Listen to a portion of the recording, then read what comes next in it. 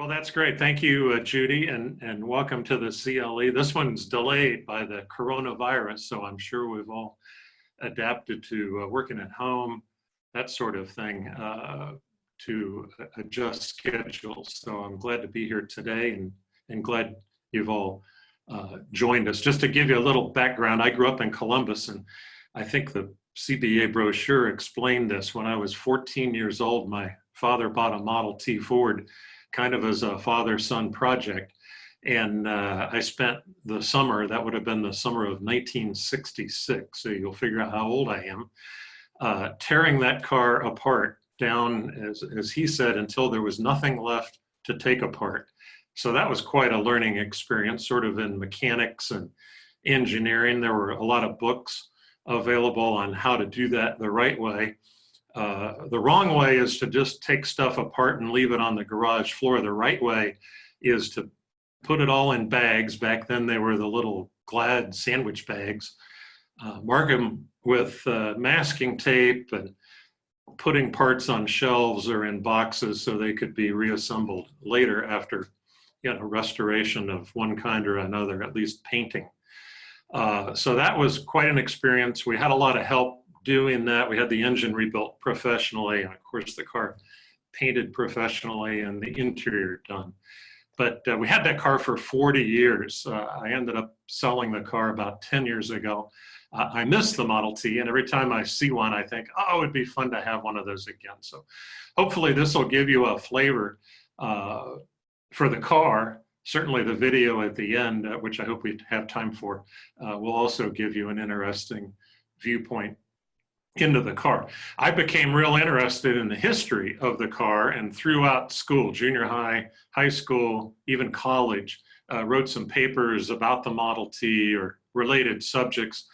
And I started doing a presentation, about 15 years ago, just on the history of the car, primarily at nursing homes, although I did some senior citizen groups at our church and other churches.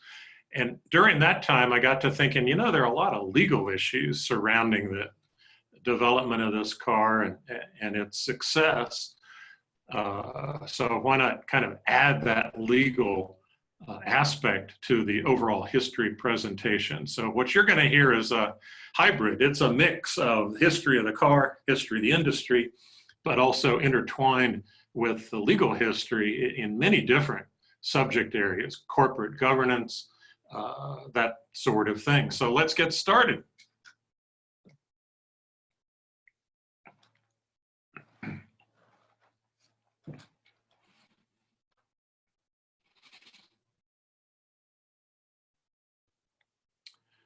The Model T Ford is the car that changed history. In this presentation, I'll discuss the legal issues that Henry Ford and his companies faced in his early years and well into the 20th century as a result of his success. Henry Ford did not invent the automobile or mass production, but his improvements to both led to the fabulous commercial success of the Model T Ford. One author credits Henry Ford with the democratization of prosperity. The legal topics will span corporate governance, patent law, human relations, unionization, and employment law, among others. The imprints of Henry Ford can still be seen in several of these areas today. For his part, the usually shy Henry Ford once proclaimed, "I invented the modern age." Let me start with a little history of the automobile. And that history began, as you might expect, in Europe. The Europeans very active in this area before it took hold in the United States. Steam engines had been in use since the 1700s. By the early 1800s, steam was used to power ships and later railroad locomotives. Steam engines were big and heavy, and to be mobile usually needed a system of tracks, since roads were few and in poor condition. Railroads thus became the focus of both inventors and investors for over 100 years. Steam-powered vehicles for the road trace their roots back to 1769, when a Frenchman named Nicolas James Cugnot built a three-wheeled steam-powered cart to haul guns and ammunition Called a steam tractor engine, it propelled itself forward for 15 minutes and traveled at 2 miles per hour, a huge success for its day. Enough of a success that the French army bought that machine from him. Following Cugnot's effort, the British led the developments in the steam tractor engine industry until Parliament reacted to public concerns about the vehicles. It enacted the Red Flag Act in 1865, limiting the vehicle's top speed to 4 miles per hour and requiring that a man waving a red flag, presumably on foot, precede any such vehicle on a public highway. Then the action moved to Germany, and two young engineers, Wilhelm Maybach and Gottlieb Daimler, names you've probably heard, made many strides. But back in France, there were now competing patents for a practical internal combustion engine. The choice of fuel was one of the big issues. Petroleum distillates were just being developed. At that time, gasoline was used as a stain remover and was available in small bottles at pharmacies. Carl Benz was a German inventor who, over the course of 10 years, improved and obtained patents on many components that were being used in the industry. These would come together in his finished product in 1886, aptly called the patent Motorwagen. The Benz car was viewed as suitable only for city driving at first. One morning, Benz's wife, Bertha, absconded with the car and drove their two sons to her mother's house 65 miles away. She made 3 repairs and stopped at a pharmacy for more gasoline. When she returned home, Bertha told Carl that the car needed a better low gear for climbing hills and better brakes for descending them. Benz improved the car, and it was a hit at the 1889 Paris Exposition. A Daimler was also on display there. From the late 1800s to the end of the 1890s, French inventors made many strides in this field, including Panhard, Peugeot, De Dion, and Renault. Peugeot was a noted bicycle manufacturer, which had worked closely with the Michelin brothers to develop pneumatic tires for bicycles, a great improvement. On Christmas Eve, 1898, Louis Renault won a bet by driving his handmade car up the 13% grade to Montmartre in Paris for a party. That evening, he received 13 orders for cars and went into business with the Voiturette. Oh, that's Bertha. There's the Voiturette. Let me turn to the US scene. The 1870s were the beginning of an era of hero inventors, including Alexander Graham Bell, Thomas Edison, the Wright brothers, and others. Miraculous inventions were changing daily life for many and forming the basis for whole new industries. In 1892, an American, Ransom E. Olds, had built a hybrid steam gasoline car with the 2 engines connected. A year later, Olds visited the Chicago World's Fair and took a drive in one of Gottlieb Daimler's cars. He was inspired to improve his own design. In 1894, another American inventor, Elwood Haynes of Portland, Indiana, built a car with a standalone internal combustion engine. In 1895, the Horseless Age began publishing in New York City as the industry's first trade magazine. Also in 1895, Charles and Frank Duryea, who had built a prototype car in 1893, built 13 motor carriages in Springfield, Massachusetts, thought to be the first such vehicles regularly manufactured for sale in the United States. In November 1895 and January 1896, the American Machinist magazine ran a 2-part article on how to build a gasoline engine from odds and ends. This inspired many to do so in their workshops and barns, since there were very few garages. In 1896, Charles King built a car, and he became the first person to drive one on the streets of Detroit, with his friend Henry Ford following close behind on a bicycle. This prompted Ford to build his quadricycle from scratch in his Detroit garage in 1896. That's the picture that you see now. In 1896, Ford sold the quadricycle for $200, money he used to build a second car, but he bought it back a few years later for $65 after he became successful. It's now at the Henry Ford Museum in Dearborn, Michigan. Henry Ford started another trend. He was issued the first driver's license in the United States by the mayor of Detroit in 1896. Alexander Winton was a Cleveland bicycle manufacturer who started a car company in 1897. They built a 10 horsepower car that reached 34 miles per hour on a horse racing track. To publicize his success, Winton then drove the car to New York City and back. Within a year, he had sold 24 cars. Henry Ford visited Winton in Cleveland in 1898. Winton was not very impressed. Ford was 35 years old, and Winton was looking for younger talent to help him. Ford thus returned to Detroit to work on his own. Ransom E. Olds, by now a successful manufacturer, founded the Olds Motor Works in 1899. By 1902, Olds was the established premier American auto manufacturer. In the late 1890s, almost coincidentally, Americans were still engaged in what one writer called an uneasy romance with the horse. City populations were exploding, with more than 1 million people in both New York City and Chicago.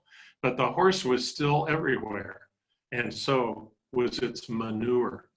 Society had to move away from the horse as transportation in the cities. A new invention came to the partial rescue. 10 million bicycles had been sold, and that industry was saturated with manufacturers. Between 1900 and 1908, over 500 companies were formed to manufacture automobiles. In 1900, steam cars were predominant, followed by electric, then gasoline. By 1903, Olds had pushed gasoline cars to the top of the sales charts. The gas car triumphed because it was small, light, cheap to run, and did not require an external power source. The first car show in America was held that same year, sponsored by the Automobile Club of America in New York City. There were 70 exhibitors and 50,000 attendees. Henry Ford visited as a spectator. Detroit had a harsh climate, but was close to many needed raw materials: iron ore, copper, coal, and wood. It was also a center of rail car and carriage making, and thus had a skilled workforce whose talents were turned to auto manufacturing. It soon became the center of the new automobile industry. Let me talk for a few minutes about Henry Ford himself. He was born on a farm west of Detroit in 1863 and lived until he was 83 years old in 1947. He trained as an engineer, first at Westinghouse, then at the Detroit Electric Light Company, an Edison affiliate. His father gave him a pocket watch when he turned 15. To his father's horror, Henry proceeded to disassemble it to see how it worked, but was able to put it back together again. It was not until he was 30 years old in 1893 that Ford began serious work on a motor vehicle. In 1894, he was named chief engineer for the Edison Illuminating Company in Detroit. He had a $100 per month salary and was moonlighting by teaching machinists at the YMCA. Now he had more money to pursue his car hobby. After Ford built the quadricycle, he met Thomas Edison at an Edison Electric convention in 1896. Edison had been told about the car he had built. Edison said, "That's the thing, you have it. It's self-contained, no fire, no boiler. You have the thing, keep at it." So he was encouraged to do so. Auto racing is an important chapter in this history. In October 1901, Ford beat a Cleveland-built Winton in a 10-mile race at Grosse Pointe, Michigan, in a race car that Ford had built by hand. In the summer of 1902, a new Ford racer, the 999, there's Thomas Edison. There's the 999, piloted by an Ohio stuntman, Barney Oldfield, beat Winton again, setting a new American record of 60 miles per hour over a 5-mile course. The 999 was the largest and most powerful American car built to date. It was named for a record-setting New York Central Railroad locomotive. George Day from Columbus, Ohio, was killed racing that car, the 999, at the Wisconsin State Fair in September 1903. Even after Mr. Day's death, though, Ford personally raced the car with Barney Oldfield. They set a new land speed record of 91 miles per hour in 1904. Ford saw great promise in racing. He said auto racing began 5 minutes after the second car was built. Racing was a key to good publicity and to engineering advances in the industry. Race cars reached 15 miles an hour in 1896, approached 100 miles an hour by 1904, and by 1910, the Blitzen Benz from Germany was clocked at 140 miles per hour. Let me shift to the topic of corporate governance. Henry Ford's initial foray into auto manufacturing was the Detroit Automobile Company, founded in 1899. The factory was on Bagley Street in Detroit, a small brick building behind Ford's home. Henry Ford was listed as its mechanical superintendent. William Murphy, a Detroit investor, was one of Ford's early backers.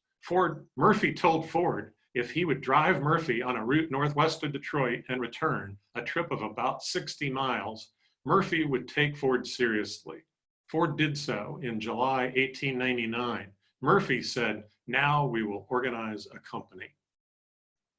They raised $150,000 in initial capital, including an investment from William Maybury, the mayor of Detroit. The first car they produced was a horseless delivery wagon.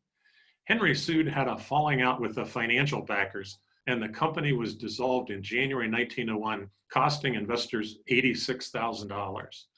Ford then organized the Henry Ford Company, capitalized with $60,000 in November 1901. Ford, though, spent much time on the race cars, and progress on a commercial automobile lagged. Board members engaged Henry Leland, considered to be the finest precision tool maker in the US, either to spur Ford on or to replace him. In 4 months, Henry Ford was fired from his own company. He left with a $900 cash settlement, the plans for a new race car, and the rights to his own name. Leland renamed the company the Cadillac Automobile Company after the explorer who had founded Detroit. In 1909, Cadillac became the flagship of another enterprise, General Motors, founded by William Durant. For a third try, Ford then turned to an acquaintance, Detroit coal dealer Alexander Malcolmson, to help finance another company. Ford had met Malcolmson while working for the electric company. Malcolmson was a wealthy investor who had purchased a Winton automobile. In 1902, they formed a partnership, Ford and Malcolmson Limited, to start producing a car. Malcolmson, though, was spread very thin, mortgaged to the hilt, and knew his bankers would object. So he put his partnership funds in another bank under the name of his office manager, James Couzens. Couzens essentially became the chief financial officer of the new venture. In November 1902, the partnership was converted to a corporation, the Ford Motor Company, with an eye toward building another car. The lawyers who drew up the incorporation papers each invested $5,000. The Dodge brothers, oh, that's Alexander Malcolmson, sorry. The Dodge brothers, here they are, John and Horace, were established parts manufacturers who were under contract to supply parts to Oldsmobile, but soon ended that relationship in favor of a better contract with Ford. Ford and Mr. Couzens finalized a business plan.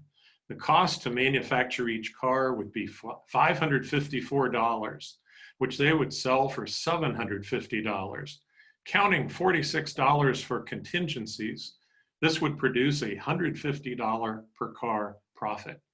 Ford ordered 650 engines, transmissions, and axles from the Dodge brothers, then had to raise the $162,500 needed to pay for them.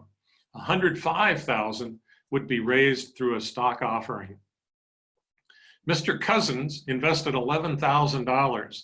Mr. Malcolmson's uncle, the banker John Gray, bought 100 shares at $105 each, committing $10,500 to the new company.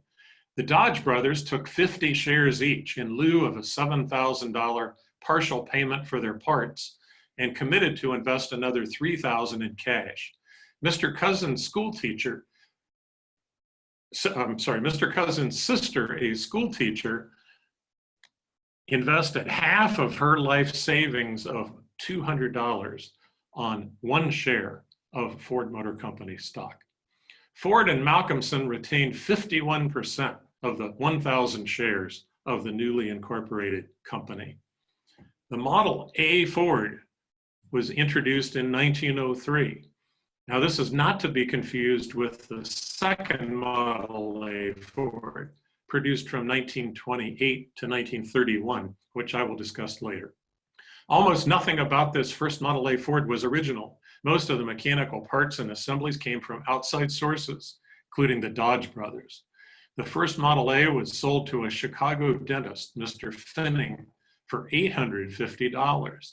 It included the optional $100 back seat.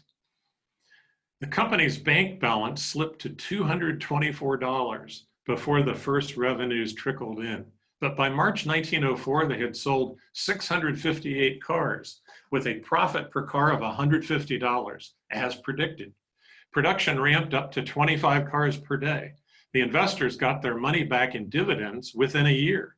The new Piquette Avenue plant opened in 1904.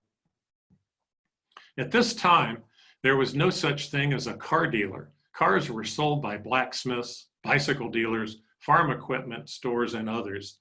Mr. Cousins set out to create a network of Ford dealers and distributors and had 450 signed up within 2 years.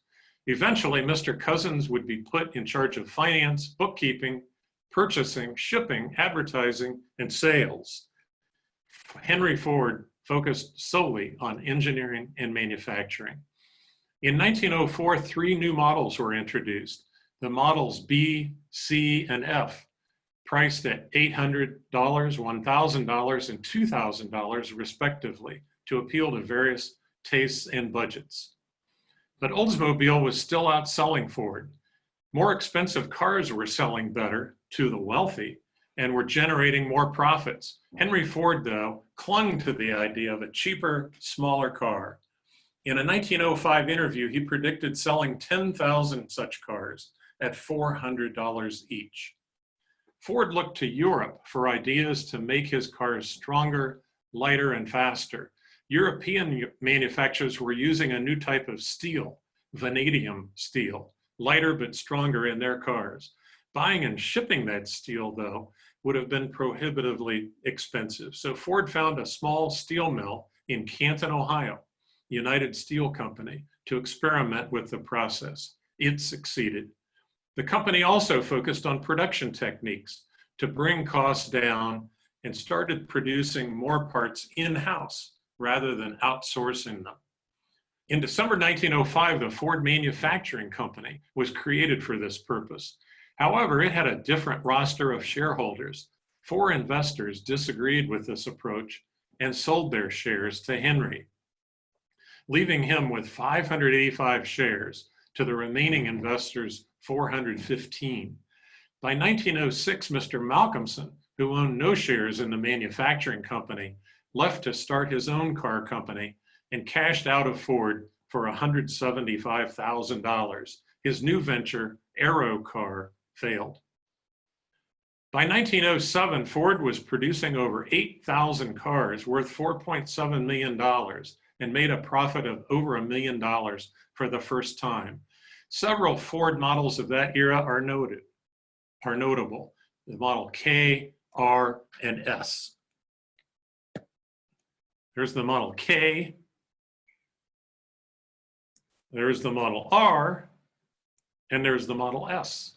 Only 2,500 Model Rs were made, all in 1907. The Model S was built only in 1908 with a base price of $700, but in 7 different body styles.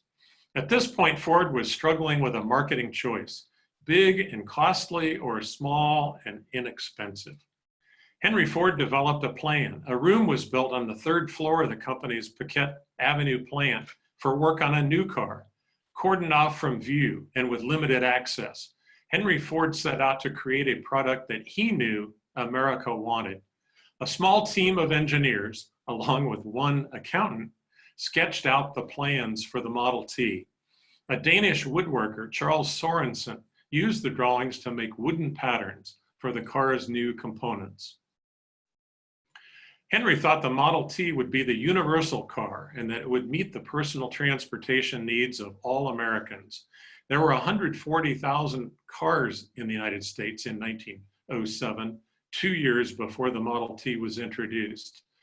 Teddy Roosevelt was president, and Oklahoma became the 48th state in the Union. The first Model T was produced on October 1, 1908 as a 1909 model and sold for $850, which is about $20,000 in today's dollars. By 1915, 44% of the cars manufactured in the US were Model Ts. By 1918, half of the cars in the world were Model T Fords. Over 15 million were produced from 1909 to 1927. By 1916, the company had paid out $52 million in dividends, 30 million of which went to Henry Ford. And there was no federal income tax until 1913.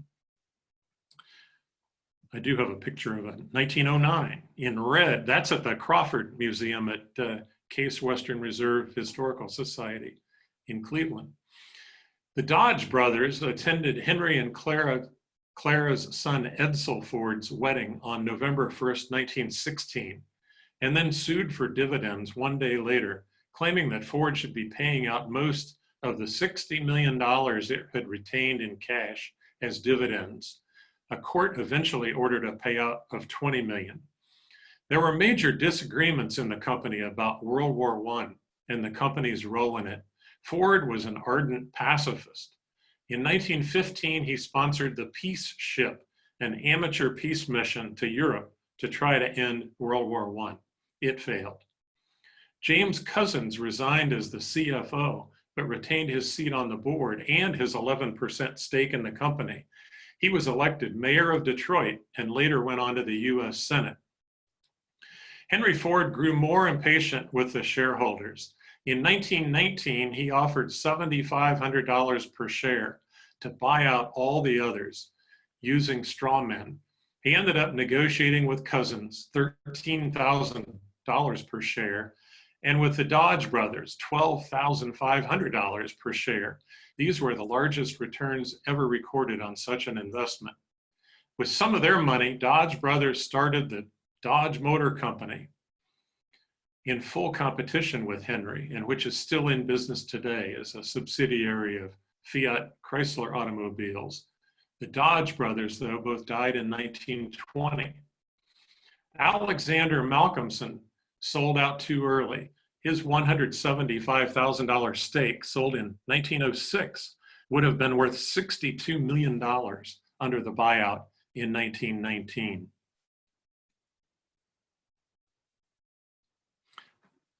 That next slide, that's a 1909 Model T, and that thing on the back, where it has the Ford script, is called a mother-in-law seat. That car was at the Model T Centennial in Richmond, Indiana in 2009. In the end, Henry Ford held 55% of the shares, his son Edsel 42%, and his wife Clara 3%. By 1923, Henry Ford had become the world's first billionaire. Here's a chart that shows the what happened to the original shareholders. You can see their investment. Second column is the dividends they were paid, 1903 to 1919, and then what they sold their stock for. I think the most interesting thing is Mr. Couzens' sister, the last one listed, Rosetta Couzens. Her initial investment, $100, paid her $95,000 in dividends, and she sold it for, I'm sorry, yeah, $262,036. I did some math on that, and her share, if you looked at that number today, that would have been $3.8 million, a 28,000% return on her investment. Not a bad investment. The initial public offering, let me turn to that. Ford considered public ownership a pernicious form of debt. Of the many things he held against the rival General Motors, its decision to go public in 1916 was one of the largest. As Ford saw it, GM only went public as a last resort to avoid bankruptcy. Henry Ford famously said he'd dismantle the company's factories brick by brick before letting speculators trade its stock. But things changed after he died in 1947. And by 1954, the company's largest shareholder was ready to push for a public offering. That shareholder was the Ford Foundation, ironically, which until the initial public offering held 88% of Ford's common stock. Ford Motor Company had created the foundation in 1936 as part of a tax dodge intended to shield the family from the high inheritance taxes that had been enacted. Under a 1935 law enacted as part of Franklin D. Roosevelt's New Deal, fortunes over $50 million were subject to a 70% estate tax.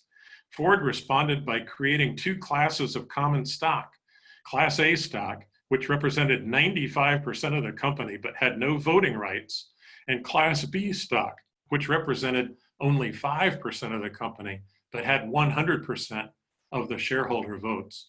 Both classes received dividends. The Ford family held onto the Class B shares while giving away much of the Class A stock to the newly created foundation.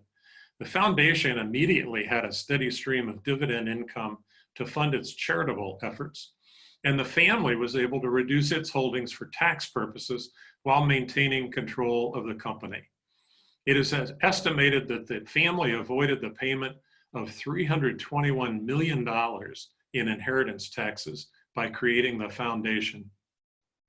That worked out well for a while, but by 1954, Ford Foundation President Rowan Gaither thought that the foundation was too exposed to the cyclical nature of the auto business and the fortunes of one company in particular. He began to explore the possibility of selling part of its Ford stake, which, because of the sheer size of it, meant a public offering. On January 17, 1956, Ford's initial public offering was the largest in American history up to that time, with 10.2 million shares worth $643 million. But it amounted only to 22% of the company's capitalization. 200 Wall Street firms participated in the syndication. Newly public Ford entered the 1956 Fortune 500 at number 3, behind only General Motors and the Standard Oil Company of New Jersey, the company that later became Exxon, now ExxonMobil. Ford's Class A shares were given voting rights under the IPO, though the family retained about 40% of the total shareholder vote through its special Class B shares. That's still true today. The family's interests are worth about $1.2 billion. Today, William Clay Ford, born in 1957, Henry's great-grandson, is the executive chairman of the board, a post he has held since 1999. I should note that his other great-grandfather was Harvey Firestone, the tire manufacturer. Let's turn to patent issues. George Selden is sometimes portrayed as an opportunist, a fraud, and an unscrupulous lawyer who subverted the patent system. He has been called the father of all patent trolls. Selden was a Rochester, New York lawyer and inventor. His most famous real invention was a device used to bend barrel hoops. George Selden's father, Henry, was a judge, later the lieutenant governor of New York, and a founder of the Republican Party. In private practice, the father, Henry, had specialized in patent law. George joined his father's firm in 1871. Henry represented Susan B. Anthony after she was arrested for voting in Rochester, New York in 1872. George attended the World's Fair in Philadelphia in 1876.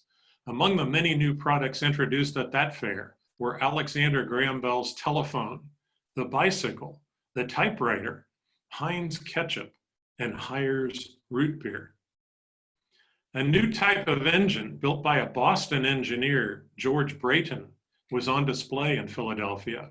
It used hydrocarbons for fuel, a first in terms of liquid fuel. The model, though, was 8 feet high. Selden returned home to Rochester, hired a mechanic, and set about to build a miniature version of the Brayton engine. They found an appropriate fuel in gasoline, still used mainly as a stain remover, dispensed by pharmacies in small bottles. His father did not support any efforts beyond building the model engine, which stayed unfinished in Selden's basement for many years. George intended to build a vehicle around the engine, but never did so himself. Instead, he simply filed for a patent for a road engine in 1879. One of the witnesses who signed the patent application was a Rochester bank teller named George Eastman, who would go on to invent the Kodak camera 10 years later.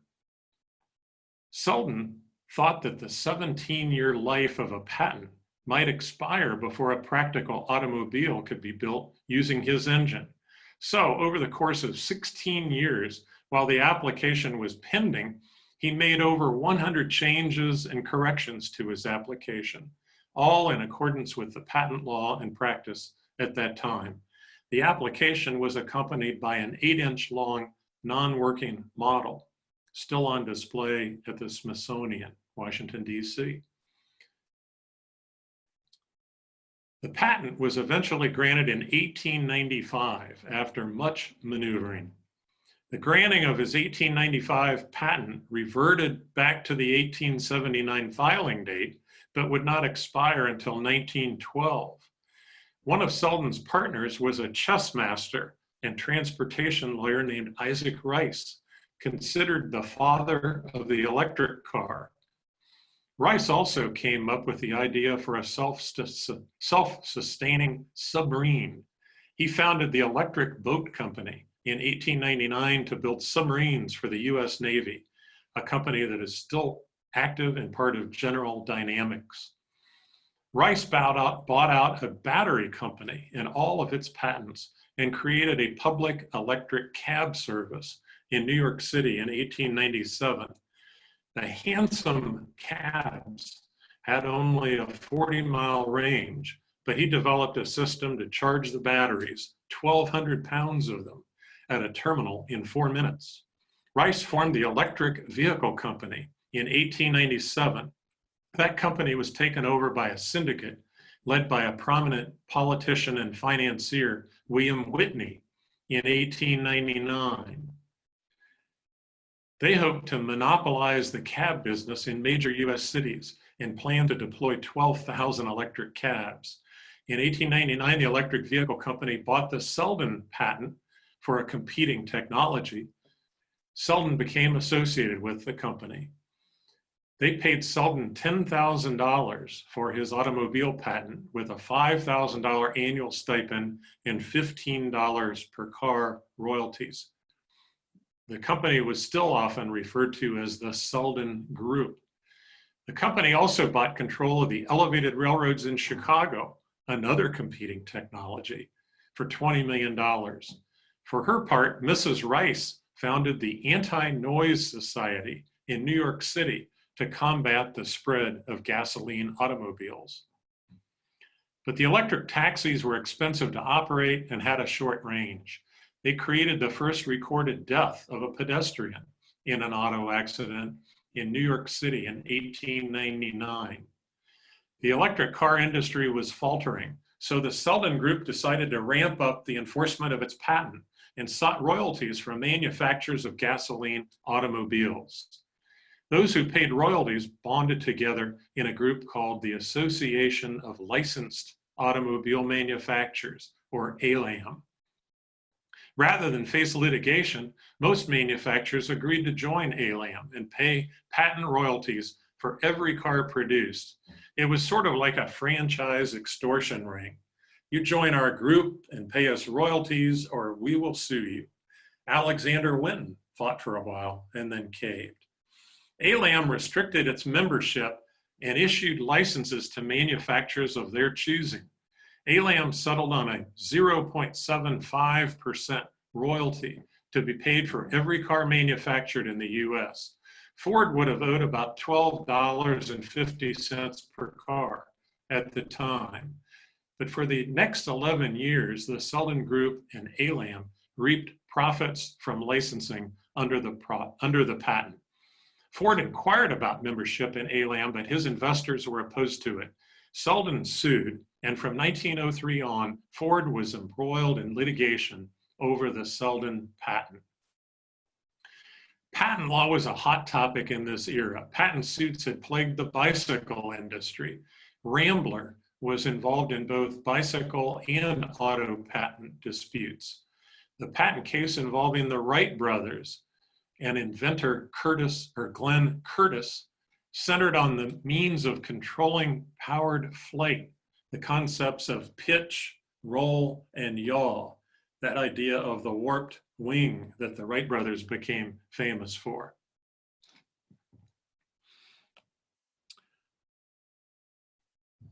And those patent suits had slowed the development of the aviation industry while they were pending.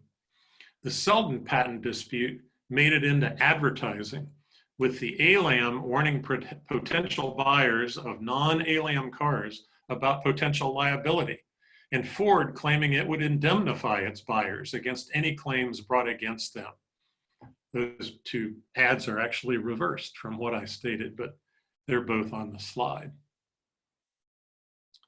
Selden produced a patent plate found only on the licensed cars. The crux of the case was the concept of a pioneer patent. Pioneer patents were entitled to much broader protection under American patent law than those that are deemed to be improvements in an existing technology. In the Westinghouse case, and by the way, the whole case name and citations are in the materials.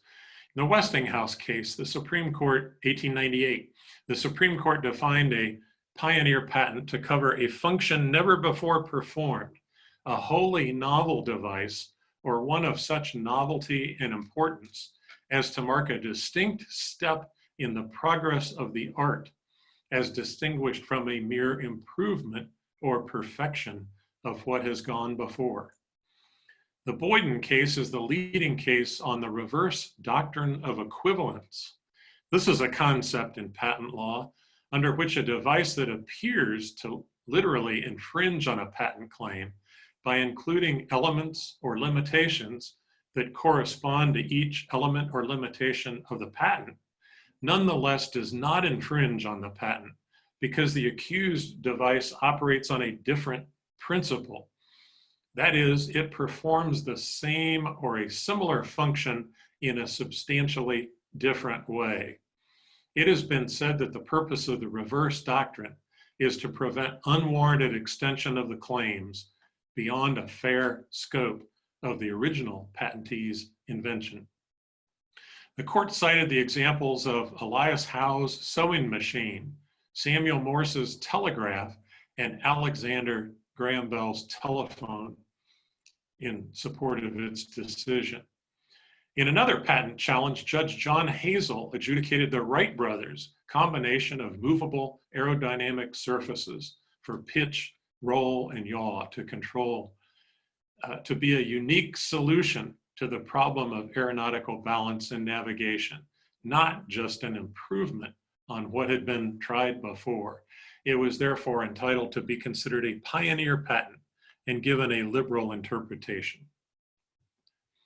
Even today, application of the reverse doctrine of equivalence requires that facts specific to the accused device be determined and weighed against the equitable scope of the claims of the original patent, which in turn is determined in light of the patent specification, the prosecution history, and the prior art. I cite a 1991 case, Scripps Clinic, and a 1984 case, Dart Industries, for that proposition. The concept of a pioneer patent is unique to American patent law, which partly explains why the Wright brothers had more difficulty defending their patent in Europe than they did at home. The Selden Group finally decided to build 2 actual cars, but the engines and cars built in 1902 were a radical departure from the patent. Under the law, substitutions were permitted because even a pioneer patent could be improved upon. The cars built included a modern carburetor, an oil pump, timed ignition, a new cylinder head, new valves, a water jacket to update the cooling system, pneumatic tires, and a multiple geared transmission. So it was substantially different than the patent. It had 15 horsepower versus 2 horsepower in the prototype engine.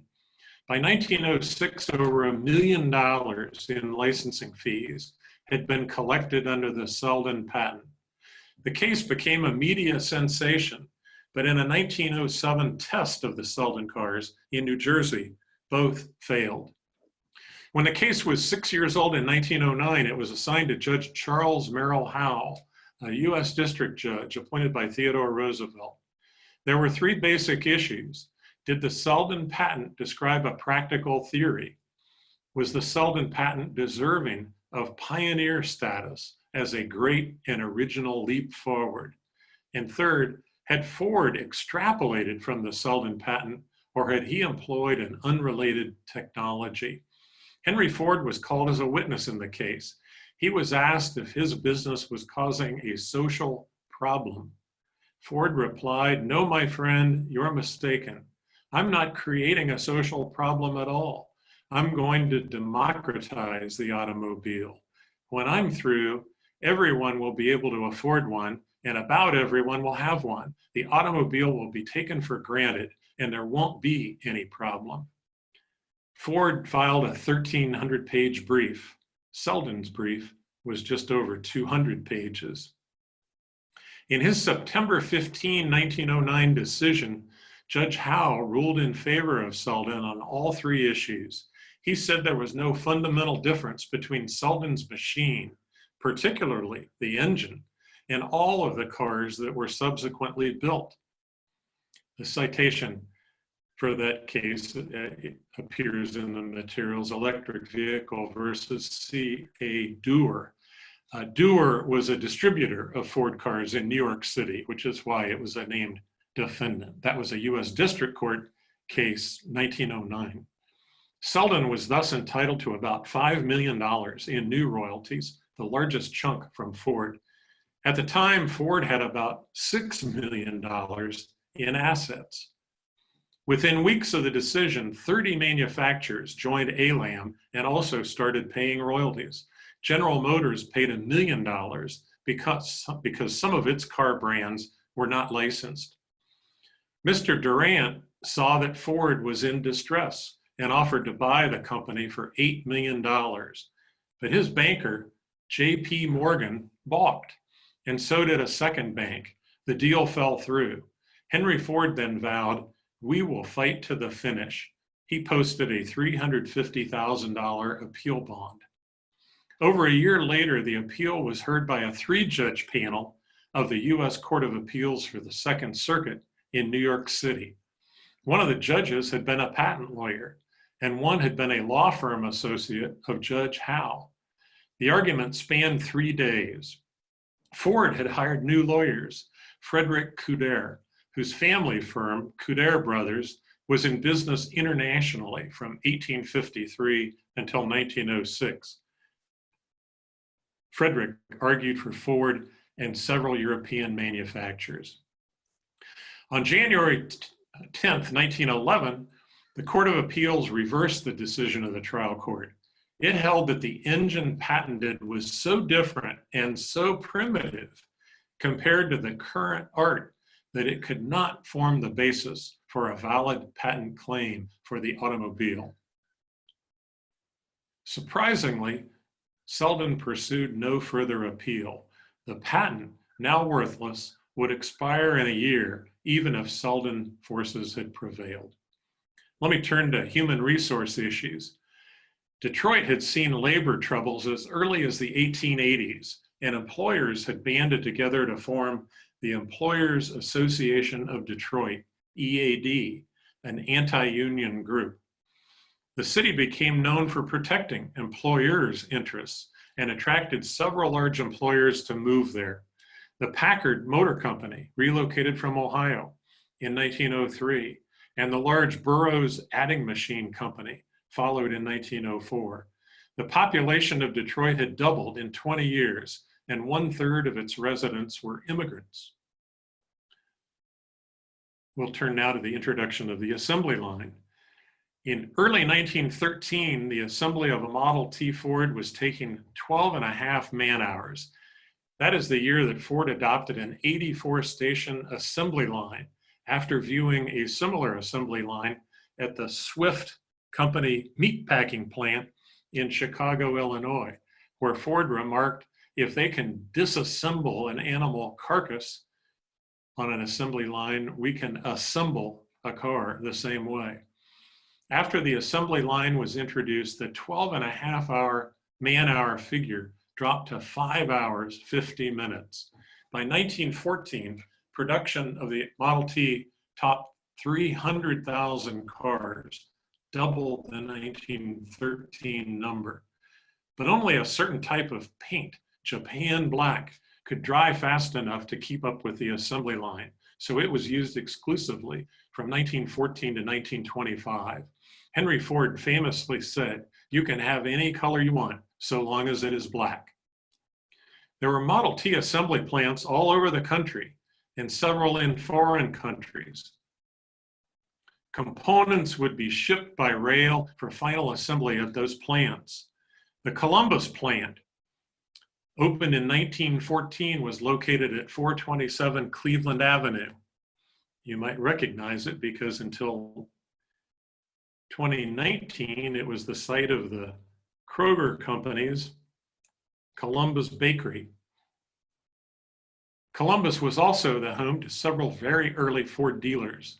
The building of this one at 99 East Main Street in Columbus predated 1912 with the old style Ford logo and was preserved and updated by the Carlsberger architecture firm, which now unfortunately is defunct. The old corporate logo was replaced by the now iconic Ford Blue Oval, first in the United Kingdom in 1907 and then worldwide in 1912. Let me turn to the $5 per day wage. The pay for Ford's factory workers was $1.90 per day in 1908, rising to $2.50 per day by 1913. By 1914, only 29% of Ford workers were American-born. The 71% who were foreign-born came from 22 different countries. On January 5, 1914, Ford announced it would double workers' pay and shorten the workday. Instead of $2.34 for 9 hours of work, most workers would make $5 for 8 hours of work. The 6-day work week, though, was still the norm. Other manufacturers said the plan was crazy and socialistic. It would cost Ford $10 million in that year alone. But the very next day, 10,000 people flocked to the huge Highland Park plant, clamoring for jobs, and turnover dropped drastically. At its peak, the plant employed 20,000 workers, producing 3,300 cars per day. The $5 a day wage had several conditions. It was the same $2.34 in base pay, but included a $2.66 profit sharing bonus. To qualify, you had to have 6 months of service. You had to be at least 22 years old, unless you were married or supporting a widowed mother or next of kin. Women did not qualify. You had to show you were saving money for your family's future needs. You also had to demonstrate sobriety and clean living. You could live in a rooming house, but not a brothel. The company created a sociological department to police these requirements. It monitored employees' on and off the job conduct and reported on those who did not meet the conditions. In addition to the sociological department, Ford had another idea that one biographer called human reprogramming. One of capitalism's dilemmas was who was going to buy all this stuff that could now be produced in such vast quantities. The $5 a day wage was one way to solve this problem. The average Ford worker could now afford the car he was producing. He was now a consumer too. I'll turn next to the topic of unions and labor relations. In 1926, only about 20% of American workers were unionized, and that number was falling. Small unions had emerged at other manufacturers, but none had made any effort to organize Ford workers.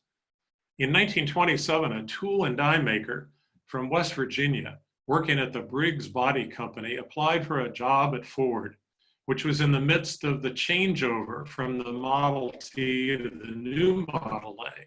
He got the job, which paid $1.05 an hour. His name was Walter Reuther.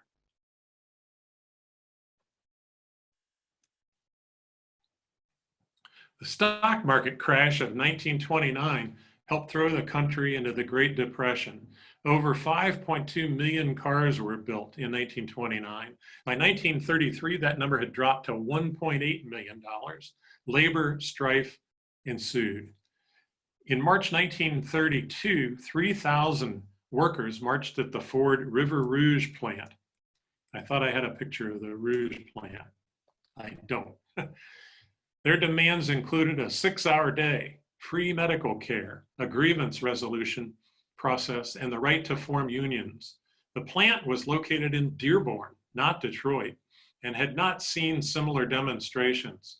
Ford accounted for over 60% of the city of Dearborn's tax base.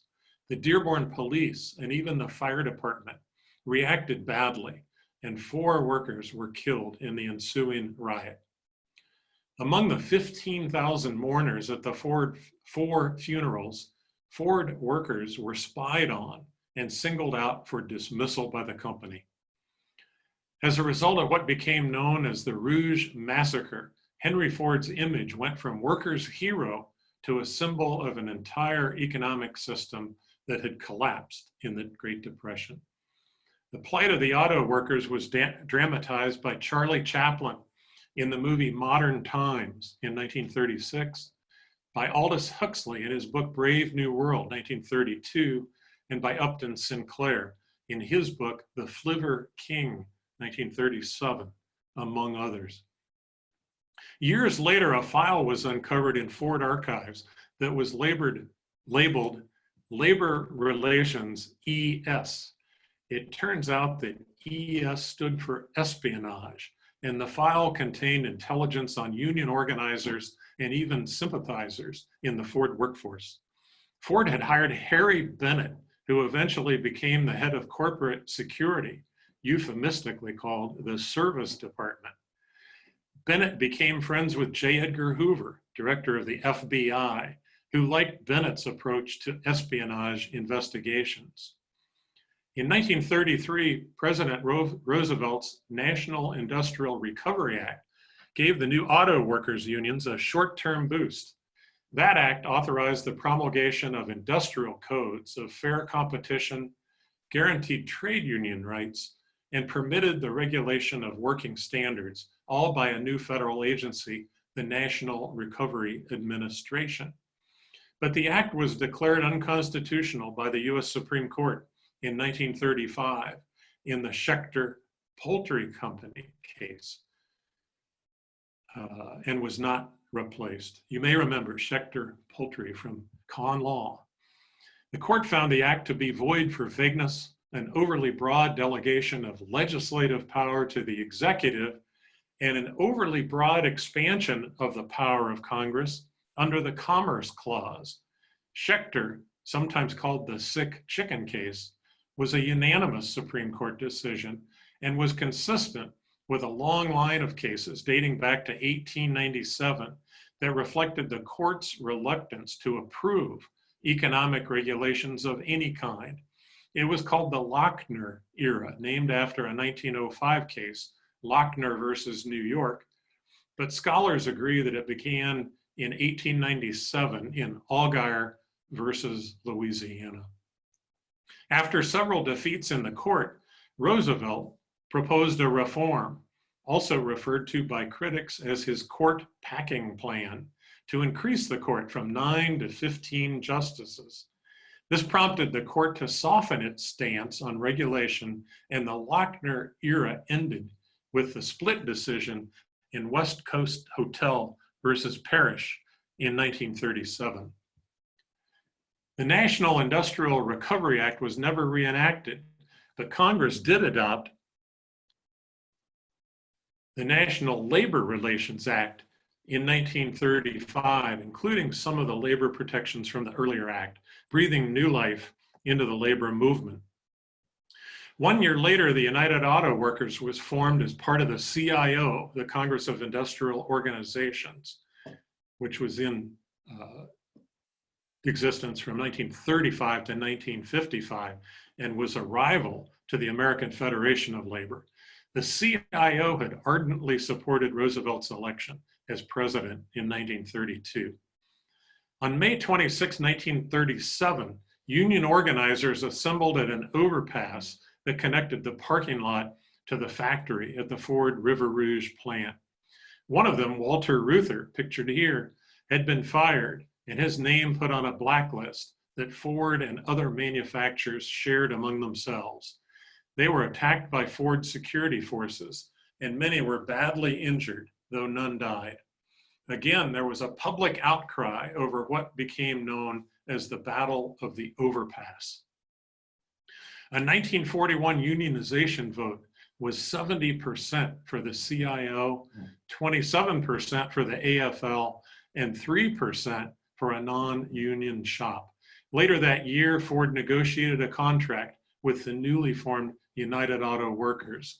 A union dues checkoff or payroll deduction also became one of the first, was an industry first. Ford also became one of the first closed union shops. You could only get a job there if you were a UAW member. Walter Reuther became president of the UAW in 1946, serving until 1970. He also served as the president of the CIO, beginning in 1952 until its merger with the AFL in 1955. There were 2 assassination attempts on Reuther's life, and he died in a mysterious plane crash.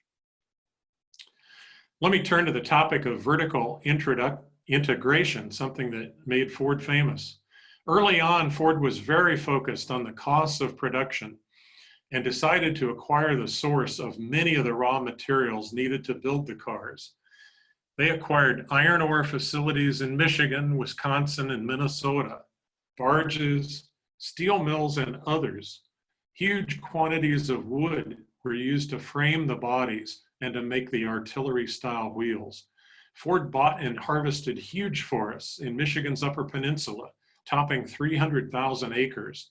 1,400 acres were donated to establish a forestry management school that still operates there.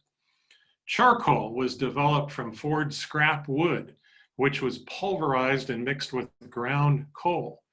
E.G. Kingsford, the husband of Ford's cousin, brokered the site selection for the charcoal plant. The company, originally called Ford Charcoal, was renamed in E.G.'s honor, and we know it today as Kingsford Charcoal, now owned by the Clorox Corporation.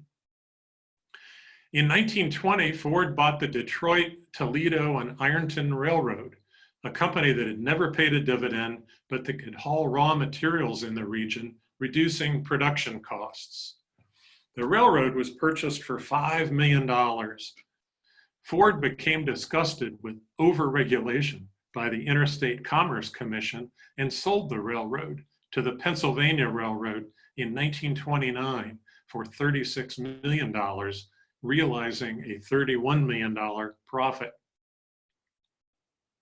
Let's turn to the topic of change. In the 1920s, rapid changes were taking place in the auto industry. The self-starter had been invented by Charles Kettering in Dayton, Ohio, and it became standard on most cars, while you still had to crank a Model T Ford to start it. Henry Leland had asked Kettering for help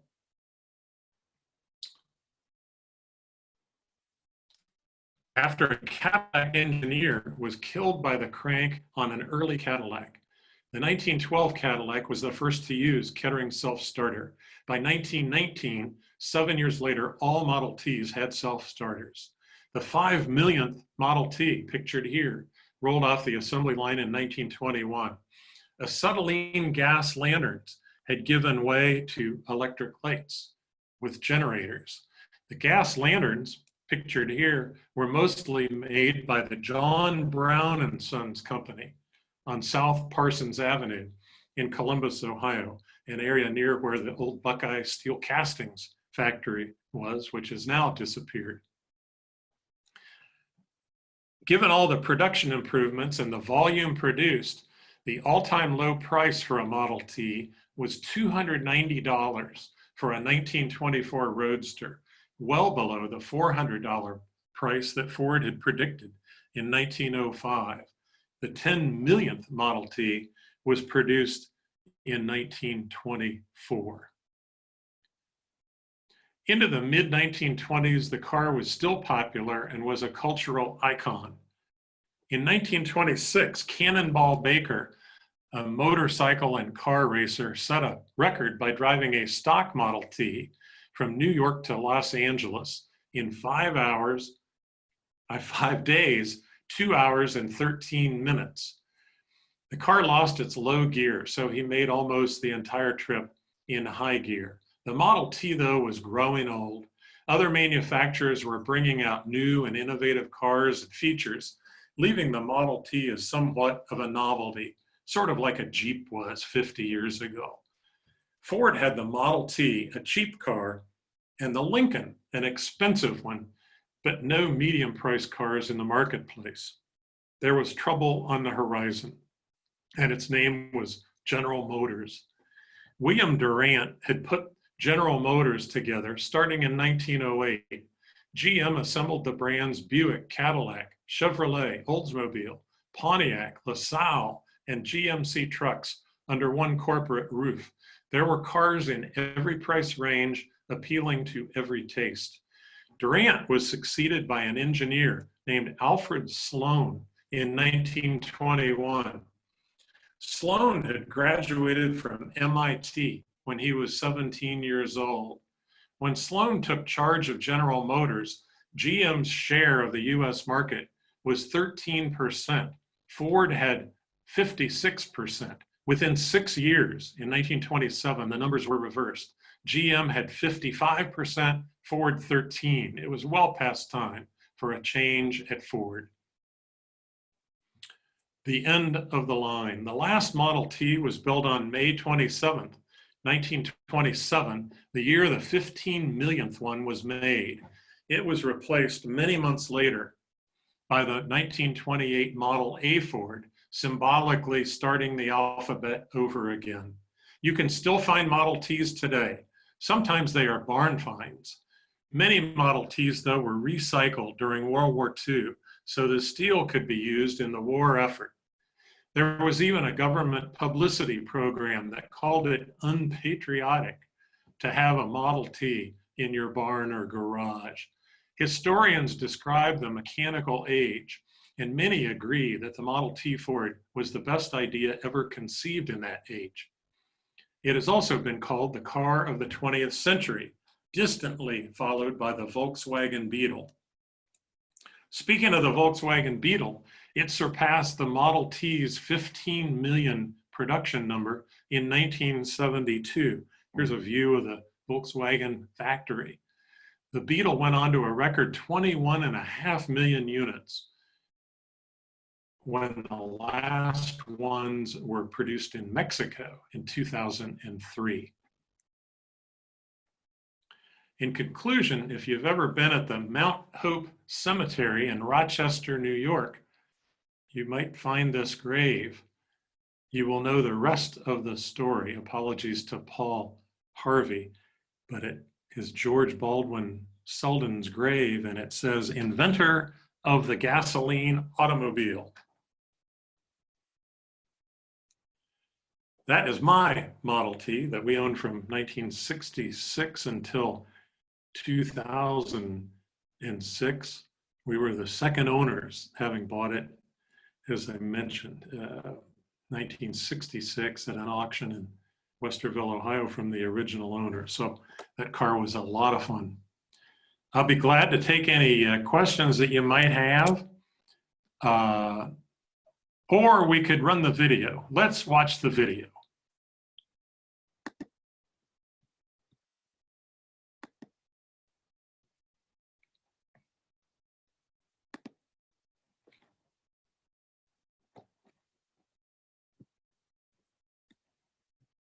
Am I still sharing my screen? I hope so. The WeatherTech Cup phone with removable. Oh, we get to skip the ads, I hope. We're going to try to skip them. So whether you're hitting the links or riding the waves, whatever your ride is, Cup phone protects your phone and allows easy access even while charging. The weather. Don't forget to buy your Cup phone.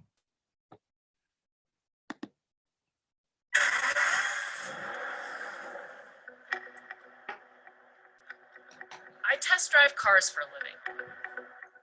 I've driven fast cars, fancy cars, and a few not so fancy cars. But I've never had the chance to drive the automobile that started it all, the Model T Ford. So when I was in Detroit for the auto show, I took a side trip to visit the Henry Ford Museum for a test drive of a different kind. Are you ready for a driving lesson? Yes. Okay, this is like nothing you've ever driven before. You're going to see 3 pedals on the floor. Your right pedal is your brake. The middle pedal is reverse. The left pedal is a clutch. Now they call it a clutch, but it doesn't work like a standard clutch that we use today. I'm going to show you how this works. I have a parking brake over here. Where's the gas pedal? There is no gas pedal. Okay. That's a great question. You say, how do I make it go? You see this right here? This is your accelerator. So it has a hand throttle. There's a reason the old timers call it the Model T dance. Getting the car to move smoothly where you want it to go is a complicated process. So you're going to Give it push. a little You're gas. going to push your left pedal to the floor and give it gas. Nice. All right. Now let your gas up, Dave, and let your left foot up. Whoa. Now you're in second gear. Okay. You're doing wonderful, and I have to tell you something. You're the first person I've ever driven with for the very first time that did not stall the car. Really? Yes. gosh. I'm very impressed. I'm very impressed. The Model T has an inline 4-cylinder engine with only 20 horsepower. It could go up to 45 miles per hour if you're on a slight downhill with the wind behind you. The normal speed for a horse and buggy is 5 to 8 miles per hour, so this was definitely an improvement. Oh, and here's one more idiosyncrasy with the Model T. The 10-gallon fuel tank doesn't have a fuel gauge on the dash, so you kind of just have to guess how far you've gone and assume you get about 20 miles to the gallon, which, it should be noted, is better gas mileage than many cars on the road today. Here's the biggest surprise. The Model T is actually pretty rugged. You don't have to be precious with it. It did great in the snow. Model Ts were actually made to be able to cross farms and mountains in inclement weather. You just had to be sure to carry extra blankets when you did.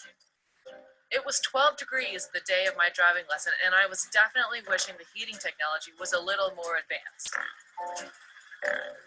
I'm pretty sure that back in the day, the cold didn't dampen too many spirits.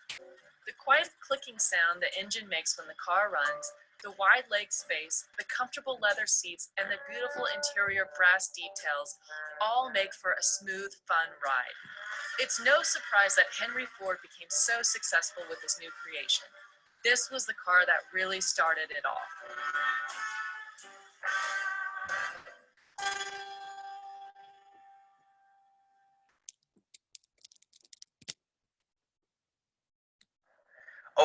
homeowners, if you have a power meter like this on the We'll side get of your rid of house, that. you can qualify to erase your energy bill at no cost to you. By getting solar panels installed with no cost up front, you'll get your power from the sun. Now, what that's going to do for you is make your power meter run backwards. That's going to put a credit on your electric bill, so you never have to pay it again.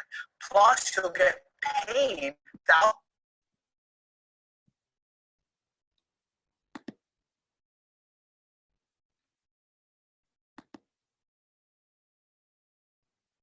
All right, John, it doesn't look like anybody has any questions. It looks like there's a hello to you Okay.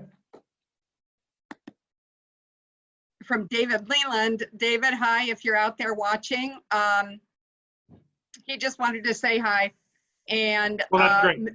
and say that his grandfather, Aaron Sapiro, sued Henry Ford in the 1920s for his publication of the anti-Semitic paper, The Protocols of Zion, and he won. I love that. Yeah. Thanks, David. That's an interesting side note. If Yeah. anybody else has any questions, ask them now. I'd say Otherwise, thank you, David. I'm glad you joined, but Ford was a pretty noted anti-Semitic and criticized roundly for that by a number of the biographers. I wanted to mention at the end of the materials, I think I have some references. If you're interested in further reading, there's a lot of stuff has been written about him and about the car. As you can see, you can go on YouTube, and that there's another YouTube video that's longer than we have time for, 16 minutes, but you can type in Mitch Taylor Model T, and it takes you to a guy's video in Australia, of all places, where he shows you how to start and drive in great detail a Model T Ford, and it's one that he just recently had imported from the US to Australia. So it's fun watching that. The scenery, he's out in the boonies in New South Wales, so the scenery is interesting. The car, to me, of course, is even more interesting, but it's a lot of fun.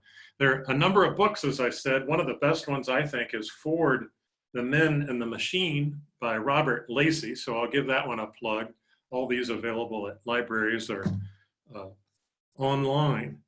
And I still think, one of the most interesting facts is Mr. Cousin's sister investing $100 and ending up with a 28,000%. That's a startling number in terms of her return on investment. So glad to answer any questions you have, or Judy, if it's all right. I guess well, there is one more question. Oh, good. It is, why did you sell your Model T? Good question. As I said, I see them and I think, I wish I had one. I didn't have garage space. Our younger daughter, I should say, left to go to Ohio University, and my wife asked me, what did I want to do now that we were empty nesters? And my frank and honest answer was, I want to buy a Corvette. So I bought a Chevrolet Corvette, another car I've always admired and enjoyed, and I've had that car now for, 15 years. So it's in the garage space that the Model T used to occupy. I wanted to mention too that there's a nice club in the central Ohio area, Tickin' Tees it's called, because they kind of make a ticking sound because of the ignition. And we now have Zoom meetings of that club. We used to have face-to-face meetings at people's garages and workshops.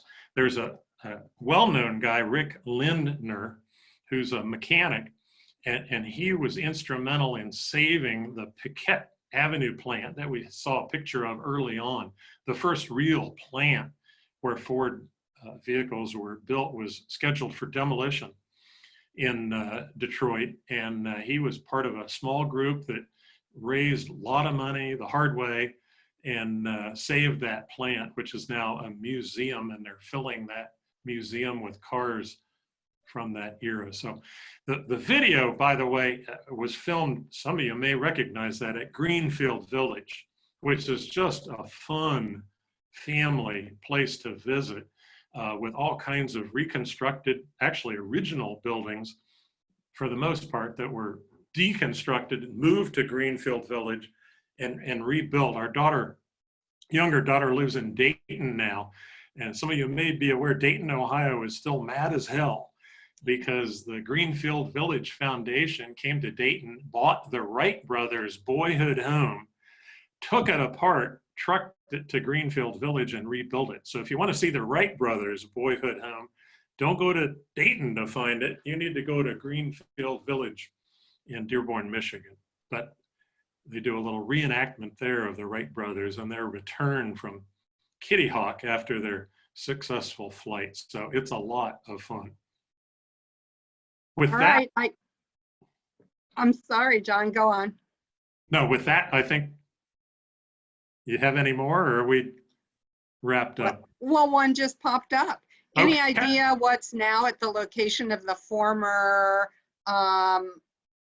it's Brown and Sons Company on South Parsons Avenue? No, I'm not exactly sure where that was, but it was in that area. If you're on South Parsons Avenue, right before you get to 104, you know that huge complex to the right was Buckeye Steel Castings for many, many years, employed 5,000 people or more in its heyday. I think that John Brown plant was around there. It wouldn't surprise me at all that whatever it was or is, maybe is potentially a Superfund site, because the manufacture of brass, you may be aware, and there's news all the time about this coming out of India, the manufacture of brass is actually pretty dangerous operation and can involve a lot of toxic materials leaching into the ground. So I hope that's not the case down on South Parsons Avenue, but that's about where that plant was located. You will find those brass lanterns sometimes in an antique store, and people don't know what they were. You know, they think it's a lantern that you might hang on your house or something. The lanterns in the picture were on the cowl next to the front doors of the Model T Ford. Those were not headlights in that photo. The headlights you can kind of recognize as a headlight, but the little lantern with 3 sides that light up, front, back, and side, are really a cute little item. They're less than a foot tall. If anybody has questions about Model Ts, or you know of one sitting in a garage, feel free to contact me. I don't see any other questions. Does anybody have a question? Oh, wait, every time I ask, this is awesome.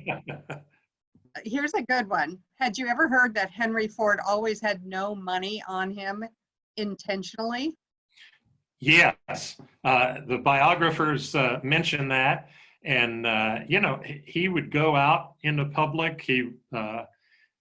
Somebody had to always be with him to like pay his way, because he intentionally never carried money, didn't like to kind of be bothered. As I said in the beginning, he was kind of a shy individual. He had some radical views, but for this shy fellow in an interview at that one point to say, "I invented the modern age," quite a coming out for somebody with his personality. All right, now it looks like we really don't have any more questions. And it's about time to finish up. I do want to take this time to say a couple things. Number one, thank you so much for this amazing presentation, John. This is the kind of break I think we all need to take. We have so much seriousness going on, and we really need to take a good look of a more lighthearted look, an interesting look in where we came from. So thank you. For those of you who like this kind of CLE, again, and you want to make any recommendations or suggestions for future programming, please include that in the evaluation you will get tomorrow. As I said before, when we started, I will report your attendance at this CLE on or before the expiration of 30 days. Since I am broadcasting from my fabulous location on top of 175 South 3rd Street in my desk at my office, I will be here every day to hear what you have to say. All right, we are signing off now. Go ahead, John. Judy, let me just say thanks to you and those of you, many of you maybe have done a CLE presentation. It's a lot of fun. It takes a fair amount of work, to put a presentation even like that together that I've worked on and off on for 10 years. But Judy, you have just been a fabulous help, and Judy makes it easy. I will say that if you have any interest in doing a CLE presentation, all you need is the kind of the topic and the material. She makes putting it together, getting it online, whatever, very easy. So I thank you very much as a member of the CBA. Thank you. So if there's anybody out there, you heard him, we do the heavy lifting. Wait, I think being smart and erudite is really the heavy lifting, John. There's one more statement that I want to read before we sign off.